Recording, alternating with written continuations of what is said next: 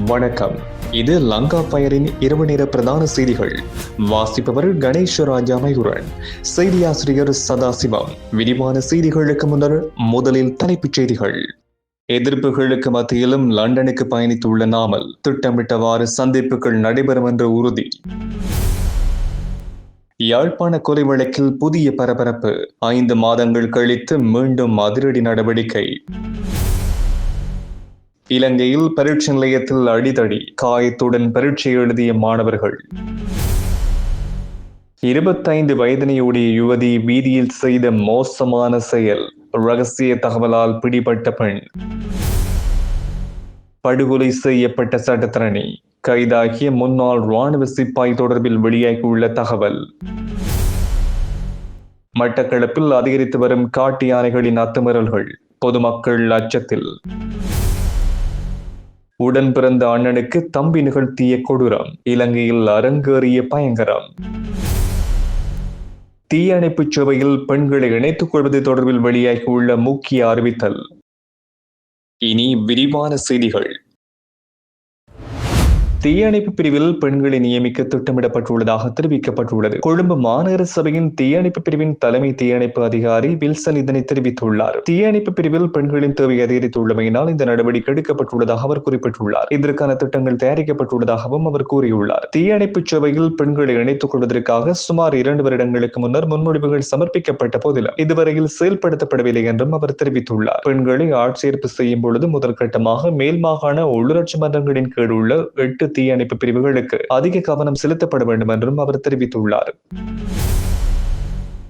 மட்டக்களப்பு மாநகர எல்லைக்குட்பட்ட மாந்தீவு பகுதிக்குள் ஏற்கனவே நுழைந்திருந்த காட்டு யானைகள் இன்று திருப்பந்துறை பிரதேசத்துக்குள் நுழைந்து பொதுமக்களின் பயிற்சிகளுக்கு சேதத்தை ஏற்படுத்தியுள்ளதாக தெரிவிக்கப்பட்டுள்ளது. கடந்த 5 தினங்களாக தொடர்ந்து அந்த பகுதியில் காட்டு யானைகள் உட்புகுந்து நெற்பயிர்கள் மற்றும் ஏனைய பயிர் வகைகளையும் அழிவடைய செய்துள்ளதாக அந்த பகுதி பொதுமக்கள் கவலையினை வெளியிட்டுள்ளனர். யானைகள் மற்றும் மனித மோதலுக்கு நிரந்தர தீர்வு இதுவரையில் எட்டப்படவில்லை என்றும் மக்கள் குற்றம் சுமத்தியுள்ளனர். இதேவேளை வனஜீவராசிகள் பாதுகாப்பு திணைக்கள உத்தியோகஸ்தர்களும் அந்த பகுதி பொதுமக்களும் இணைந்து குறித்த காட்டு யானைகளை அந்த பகுதிகளில் இருந்து வெளியேற்ற நடவடிக்கைகளை மேற்கொண்டதாகவும் தெரிவிக்கப்பட்டுள்ளது. இவ்வாறு காட்டு யானைகளின் நடமாட்டத்தால் வழமை போன்று தங்களது அன்றாட செயற்பாடுகளில் ஈடுபட முடியாதுள்ளதாகவும் மிகுந்த அச்சத்தின் மத்தியில் தாங்கள் வாழ்ந்து வருவதாகவும் குறித்த பகுதி மக்கள் கவலையினை வெளிப்படுத்தியுள்ளமை குறிப்பிடத்தக்கது.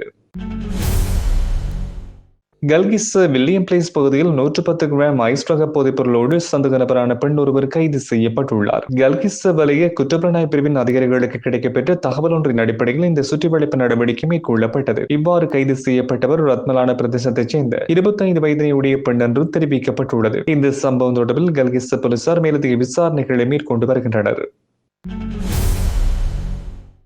யாழ்ப்பாணம் புங்குடுதீவு பகுதியில் கடந்த 2025ஆம் ஆண்டு ஆகஸ்ட் மாதம் இடம்பெற்ற தனியார் பேருந்து உரிமையாளரான அகிலன் கொலை செய்யப்பட்ட சம்பவத்தோடு தொடர்புடைய 2வது சந்தேக நபர் இன்று ஊர்காவல்துறை போலீசாரால் கைது செய்யப்பட்டுள்ளார். இந்த சம்பவத்தின் பிரதான சந்தேக நபரான அனலைதீவு பகுதியைச் சேர்ந்த ஒருவர் கடந்த செப்டம்பர் மாதம் 14ஆம் தேதி முல்லைத்தீவு மாவட்டத்தின் காட்டுப்பகுதியில் வைத்து கைது செய்யப்பட்டார். அவர் வழங்கிய வாக்குமூலத்தின் அடிப்படையில் மேற்கொள்ளப்பட்ட விசாரணைகளின் மூலம் சுமார் 5 மாதங்களுக்கு பின்னர் புங்குடுதீவைச் சேர்ந்த இன்னும் நபர் கைது செய்யப்பட்டுள்ளதாக போலீசார் குறிப்பிட்டனர். இதேவேளை இந்த கொலை சம்பவத்தோடு தொடர்புடைய மேலும் ஒரு சந்தேக நபர் வெளிநாட்டுக்கு தப்பிச் சென்றுள்ளதாகவும் தகவல்கள் வெளியாகியுள்ளன. இது தொடர்பில் போலீசார் மேலதிக விசாரணைகளை மேற்கொண்டு வருகின்றனர்.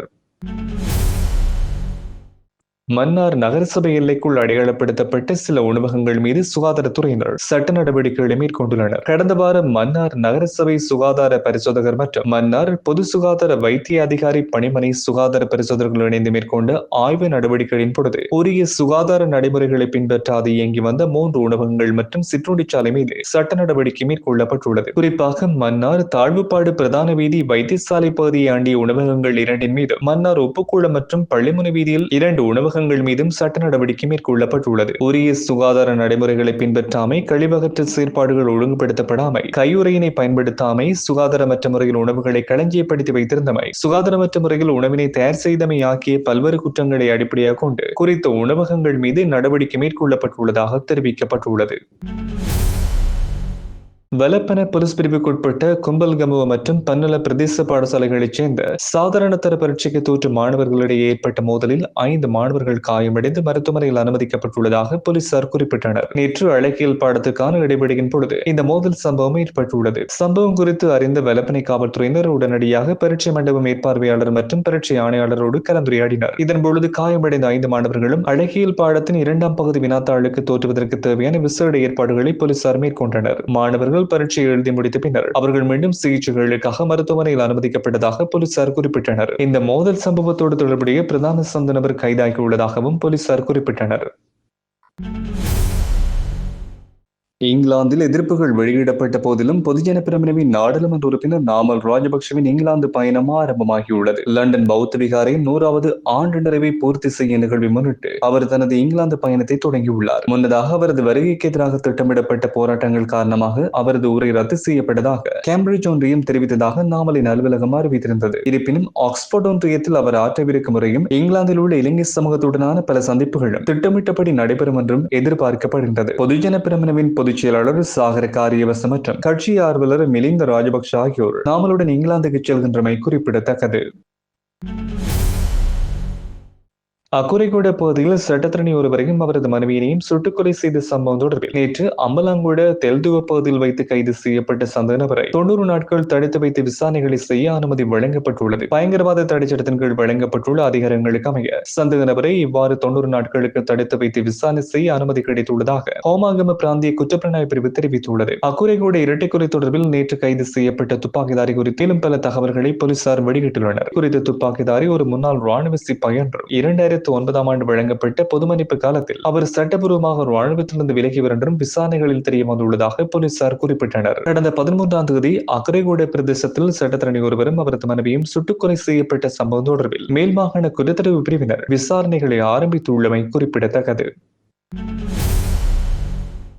நீண்ட காலமாக காணப்பட்டு வந்த காணி தகராறு முற்றியதில் தம்பி நடத்திய தாக்குதலில் 32 வயதினையுடைய 3 பிள்ளைகளின் தந்தையான அண்ணன் உயிரிழந்துள்ளார். இந்த சம்பவம் கொழும்பு ஹோமாகம பிரதேசத்தில் நேற்றிரவு இடம்பெற்றுள்ளது. உயிரிழந்த நபருக்கும் அவரது 28 வயதினையுடைய தம்பிக்கும் இடையில் காணி விவகாரம் தொடர்பாக நீண்ட காலமாக பிரச்சனைகள் காணப்பட்டது. நேற்றிரவு இருவருக்கும் இடையில் மீண்டும் வாக்குவாதம் ஏற்பட்டுள்ளது. இதன் பொழுது கோபமடைந்த தம்பி மறைத்து வைத்திருந்த வாளால் அண்ணனை சரமாரியாக தாக்கியுள்ளார். படுகாயமடைந்த அண்ணன் வைத்தியசாலைக்கு கொண்டு செல்லும் வழியில் உயிரிழந்துள்ளார். இந்த சம்பவம் தொடர்பாக ஒரு பிள்ளையின் தந்தையான 28 வயதினுடைய தம்பியை கொலை சந்தேகத்தின் பேரில் கைது செய்துள்ளதோடு காணி பிரச்சனையே இந்த கொலைக்கான மிக முக்கியமான காரணம் என்று முதல் கட்ட விசாரணைகளில் தெரிய வந்துள்ளது.